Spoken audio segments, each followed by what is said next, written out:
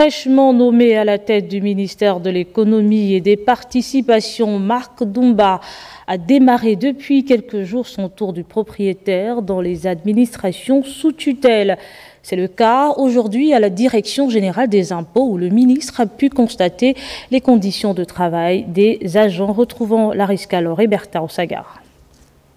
Arrivé le 15 janvier dernier comme ministre de l'économie et des participations, Marc Doumba a très rapidement mis le pied à l'étrier, d'où sa visite à la Direction générale des impôts où il a été accueilli au parvis du bâtiment abritant cette entité par le directeur général de la DGI, Éric Bouma. Le ministre de l'économie a voulu par cette visite s'imprégner des conditions de travail de ses collaborateurs. Il s'agit ici aux impôts de nous faire part de la volonté de vouloir construire un hôtel des impôts afin de pouvoir améliorer et élargir l'espace de travail pour les collaborateurs qu'ils méritent, parce qu'il faut dire qu'ils avaient des objectifs d'atteinte de mobilisation fiscale, ils les dépassent, pas juste cette année, ils les dépassent régulièrement. Et donc à un moment, nous sommes extrêmement sensibles aux collaborateurs de la Direction générale des impôts pour faire de notre mieux au niveau du ministère de tutelle pour améliorer les conditions de travail des collaborateurs, pour les inciter davantage à faire ce qu'ils savent déjà très faire, c'est-à-dire collecter l'impôt. Le directeur général des impôts a dressé au ministre un tableau de performance de la maison, lesquelles performances ont d'ailleurs été jugées satisfaisantes. Pour la réalisation de ces missions, elle s'appuie sur un effectif de 972 agents répartis entre 18 directions. Ces services ont permis à notre administration de mobiliser les recettes fiscales pour un montant de 1080 milliards au titre de l'exercice 2024, représentant 103% de l'objectif fixé par la loi de finances rectificative pour 2024. Ces performances observées résultent de plusieurs facteurs: la modernisation de l'administration fiscale, les efforts en matière de recouvrement fiscal, la sécurisation des recettes à travers la nouvelle application Digitax, l'intensification des contrôles fiscaux pour lutter contre la fraude et l'évasion fiscale, la conduite des campagnes de taxation qui visent à élargir l'assiette et à lutter contre le secteur informel. Marc Doumba a pendant cette visite rencontré dans un premier temps le top management de la DGI, puis l'ensemble du personnel avec qui il a partagé sa vision d'une administration fiscale dynamique, actrice de la croissance économique de notre pays. Et notez que les travaux du Salon national de l'orientation 2025 ont pris fin cet après-midi au Palais des Sports de Libreville. Une initiative des ministères de l'Éducation nationale, de la formation professionnelle, de l'enseignement supérieur, supervisée par le SOSUP. Entendez par là le secrétariat d'orientation scolaire, universitaire et professionnelle. Les détails avec Nathalie Oquet et Gérard Mindou. Après 4 jours de travaux et d'expositions, des milliers d'élèves aux côtés d'entreprises, les acteurs du système éducatif ont bénéficié de conseils avérés en matière d'orientation pour leur avenir. Le deuxième salon de l'orientation qui s'achève aujourd'hui s'achève sur une note positive, comme en témoigne la forte participation des établissements nationaux et internationaux, la forte participation des apprenants, des grandes entreprises et de tous les nombreux visiteurs qui ont parcouru durant ces 4 jours les différents stands de ce salon. Un rendez-vous qui a tenu toutes ses promesses. Nous sommes contents parce qu'à la fin de ce salon, c'est 31 000 enfants qui sont venus sur le salon. C'est 15 grandes entreprises qui ont également participé. C'est 85 établissements, aussi bien au niveau national qu'international, qui sont venus. Donc nous sommes ravis. Il y a eu des recommandations qui ont été faites. Parce que même quand vous êtes à la deuxième édition, c'est là où il faut encore être meilleur. Il faut tenir compte des recommandations pour améliorer. Nous voulons une meilleure adéquation formation-emploi. C'est une très haute instruction du chef de l'État, président de la transition, et c'est pour ça qu'il place l'éducation et la formation au cœur de ses priorités. Le Salon national d'orientation 2025 est l'une des réponses du gouvernement de la transition qui ne cesse de multiplier des stratégies pour booster l'économie nationale. L'opportunité a été donnée aux entreprises et établissements supérieurs de présenter les métiers à fort potentiel d'employabilité pour nos jeunes apprenants. Tout le travail revient désormais aux conseillers d'orientation psychologue établis dans les différents établissements. Et la première édition du concours national de l'artisanat, débutée le 10 février dernier, s'est achevée hier en présence du ministre du Tourisme et son collègue des Affaires sociales et d'autres personnalités. Les lauréats, notamment les premiers prix de chaque catégorie, ont reçu des parchemins et une enveloppe de 500 000 francs CFA. Détail explication avec Arnaud Manza et Ludovic Bitegué. Après l'effort, la récompense pour ces candidats au concours national de l'artisanat.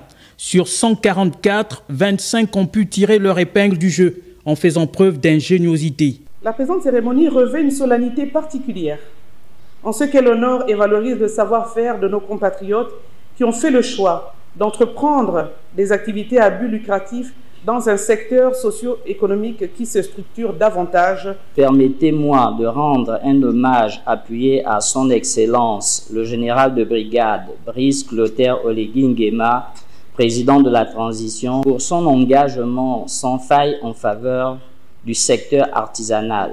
Sous une pluie d'ovations et en présence de certains membres du gouvernement, des représentants des corps diplomatiques, entre autres, ils présentent tour à tour leurs œuvres avant de finalement remporter le premier prix dans chaque catégorie. Je suis très contente de pouvoir être sortie première de cette étape parce que c'était pas facile.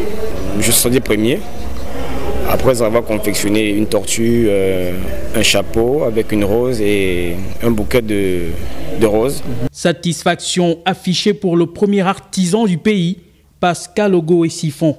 Je tiens à féliciter chaleureusement tous les lauréats et participants qui ont su démontrer leur talent. Votre engagement à valoriser vos compétences et à promouvoir l'artisanat gabonais est une source d'inspiration pour nous tous. Au final, on aura compté 8 corps de métier en compétition pour cette première édition. Objectif, promouvoir les talents locaux avec l'espoir que l'événement se pérennise. C'est un reportage d'Arnaud Manza. Arnaud Manza que nous allons retrouver en deuxième partie de ce journal.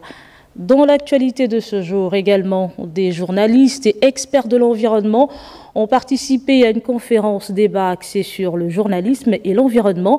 Une initiative de Réénergie entendait par là le réseau national des journalistes indépendants. Détails explications avec Jean de Dieu, Gamps Gambi et Cédric Zendon. Le journalisme et environnement est le thème de cette conférence. Débat animé par le président du réseau national des journalistes indépendants du Gabon. Le journalisme de solution représente une approche innovante et constructive des médias. Loin de se limiter à exposer les problèmes, il cherche à diffuser et à proposer des solutions concrètes, accessibles et durables aux défis sociaux.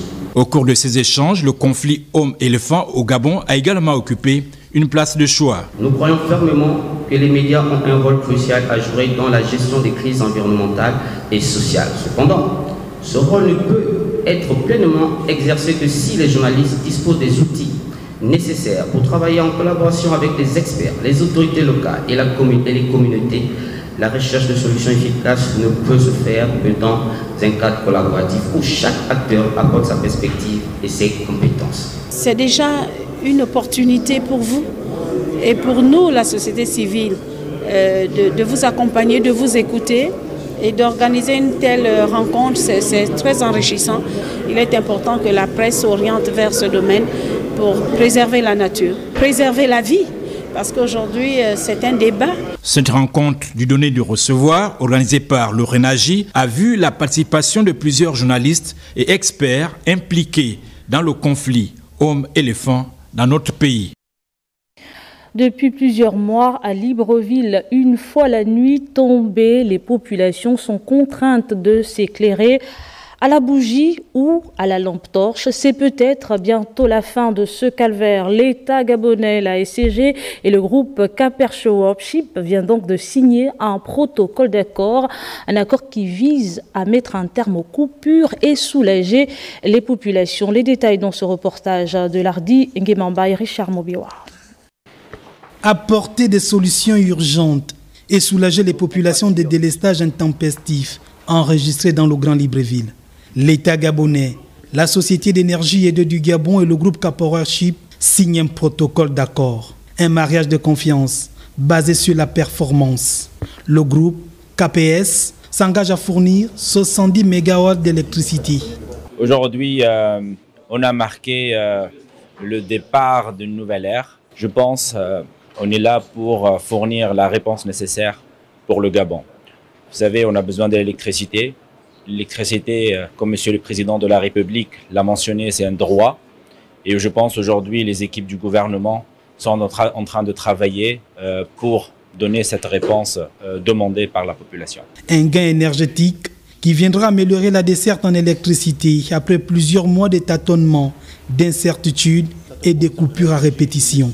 Le président de la République et le gouvernement gabonais, qui est dirigé par M. Raymond Ndongsima, souhaitent améliorer le quotidien des Gabonais. Il s'agit de répondre à une demande de tous nos compatriotes, c'est-à-dire améliorer la fourniture en électricité et en eau des ménages. Il est important aussi que je le dise. Pourquoi le Gabon connaît-il cette crise énergétique sans précédent? Pendant près d'une quinzaine d'années, nous n'avons pas renouvelé notre parc énergétique. Nous n'avons pas réalisé ce que nous avons annoncé à grande pompe. Fais-le, les chutes de l'impératrice. Mais aujourd'hui, nous récoltons ce que nous avons semé. L'avenir du secteur de l'électricité au Gabon s'écrit avec sérénité. Toutes les parties prenantes devraient alors conjuguer leurs efforts afin que cet accord historique puisse être une véritable réussite. Et justement, pour rester avec cette actualité, nous allons rejoindre Nathalie Oké qui est au port d'Ovendo. La centrale électrique flottante est au large de Libreville. Nathalie Oké, est-ce qu'on peut la découvrir?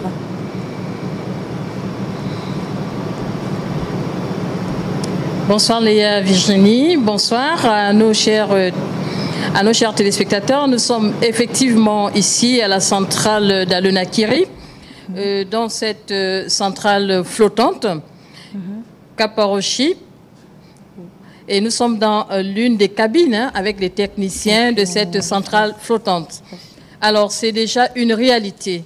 Bientôt, les populations, les familles gabonaises vont être à nouveau connectées de jour comme de nuit par rapport à cette convention qui a été signée entre le gouvernement et cette entreprise turque.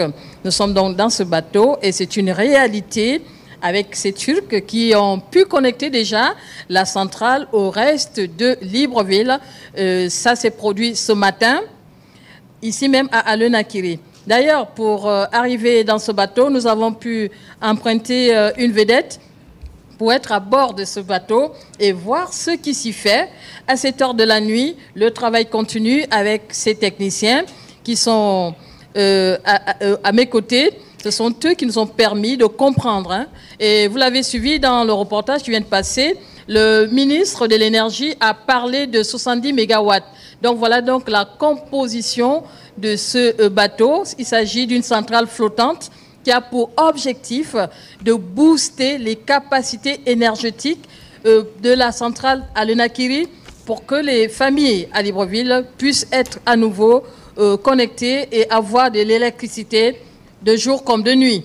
Nathalie, alors okay. C'est un travail qui a commencé depuis le matin, qui va se poursuivre. Oui, oui, Léa. Nathalie, ok, donc est-ce la fin des délestages dans le Grand Libreville?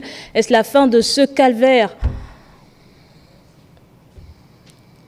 Bon, Léa Virginie, la fin du calvaire, vous avez suivi dans l'élément de Monsieur le ministre de l'Énergie, c'est un début de solution. Il s'agit d'un début de solution. Il s'agit d'abord de trouver la solution pour le Grand Libreville, à savoir les communes de Ntoum, Ovendo, Akanda. Et c'est un travail qui se fait depuis ce matin, fruit de cette coopération avec la Turquie. Et là, parmi les techniciens, il y a plusieurs Gabonais, plusieurs compatriotes de la Société d'énergie et d'eau du Gabon, puisque ces derniers maîtrisent mieux le terrain que ses partenaires au développement. Merci Nathalie Oké pour toutes ces informations. Léa, Et nous allons donc partir des lieux tout en espérant que les coupures vont s'arrêter avec la venue de cette nouvelle centrale flottante pour le Grand Libreville. Et c'est un début de solution et c'est un ouf de soulagement pour les populations gabonaises tout entières. Merci Nathalie Oké. C'est un rêve pour tous les Gabonais.